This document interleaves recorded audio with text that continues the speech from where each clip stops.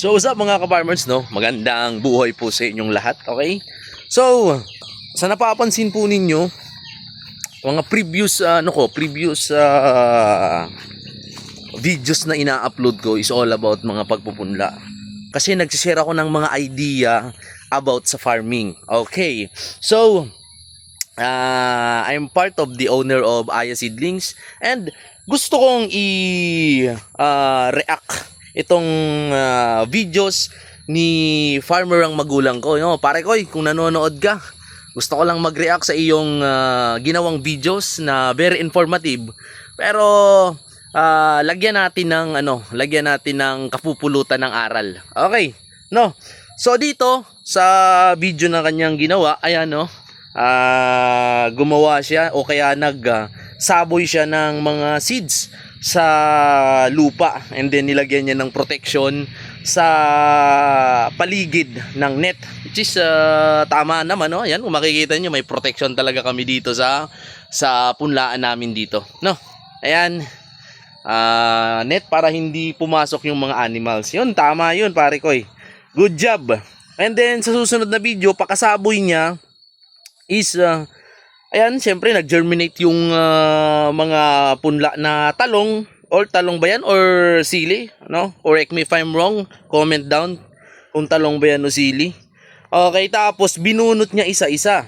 So mga ka-farmers, in my experience, hindi naman po ako eksperto sa pagpupunla, no? Pero may kaunting experience lang, no? Sa ganito pong paraan, lalo na kung ikaw ay baguhan pa lamang sa pagpupunla, mahirap po itong gawin. Kasi unang-una, possible na ma-damage mo yung root system, no? Or number one na mangyayari talaga is masisira mo yung root system, no? Or sorry, hindi masisira, no? Madi-disturb, no? Madi-disturb mo yung root system kung saan pwedeng lumaki na sana siya, no? Ayan. Ano ba to? Ayan, pwedeng lumaki na sana siya. Ayan, pwedeng dire-diretso na sana yung kanyang paglaki. Ang nangyari is binunot mo pa. Binunot mo pa yung punla, no?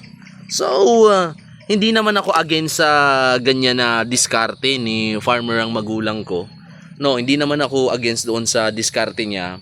Pero, kung yung gagawa is hindi naman marunong, is masasayang lang yung kanyang mga punla, no? Sayang yung effort, no?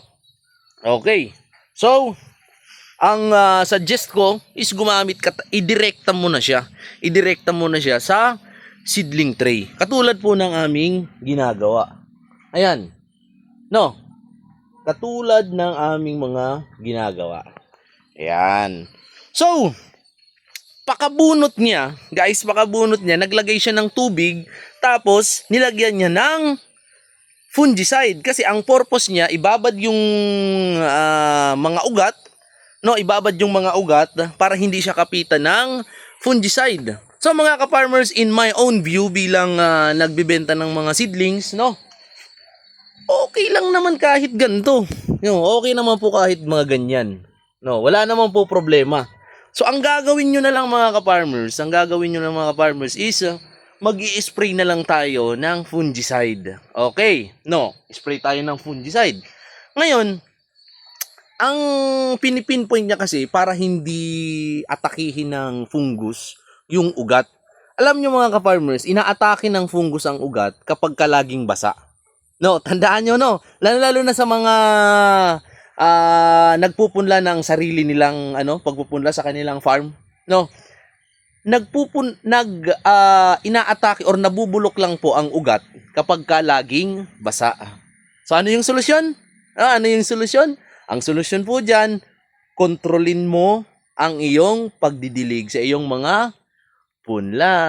Ganun po 'yan mga ka-farmers. No, baka comment down kayo. May mga bakante, no?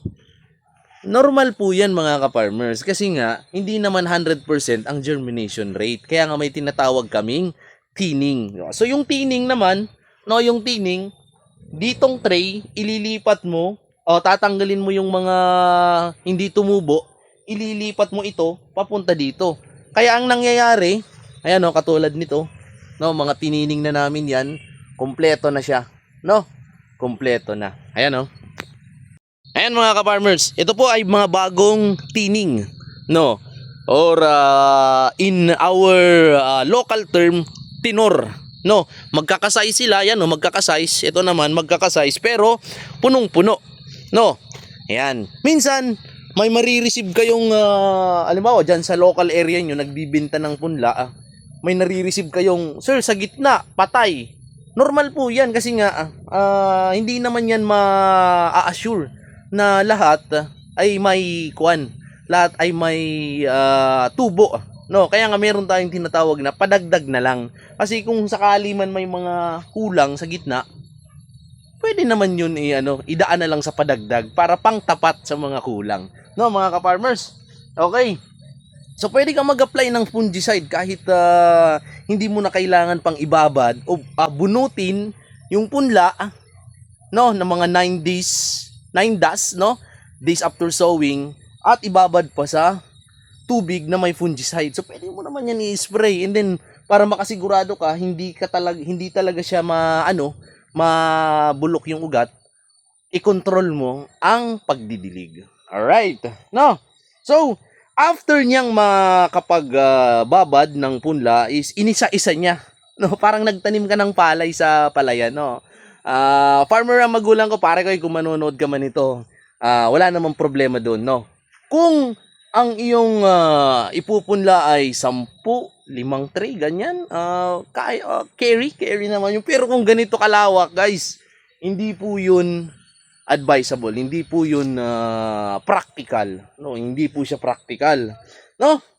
Ayan, inisa-isa, no? So kung wala naman tray, no, I'm so grateful na itinuro niya na pwede kang, kung wala kang seedling tray, pwede kang gumamit ng dahon ng saging. Yun, pwede yun. Pero again, hindi po yun for commercial purpose, for ano lang yun, sabi dito sa aming lugar, dito sa Albay, para uso. O, kaya pang sarili lamang po mga ka-farmers, no? Kaya no, pang sarili lamang po yun, no? So, siguro mga 50 bilog ng, dahon ng saging, no? Okay, dahon ng saging, pwede mo yung gawin, no? Pero kung ganito po kalawak na, no, kung ganito na po kalawak is hindi na po kaya kapag ganun mga ka-farmers, no. So, yun lang yung aking video sa ngayon, no. Ang na-share ko sa inyong konting nalalaman ko sa pagpupunla, no. Para sa mga farmers natin diyan, ng manggugulay natin diyan na nagpupunla, yan, sana nakatulong tong video ko na to. Sharing is caring, no.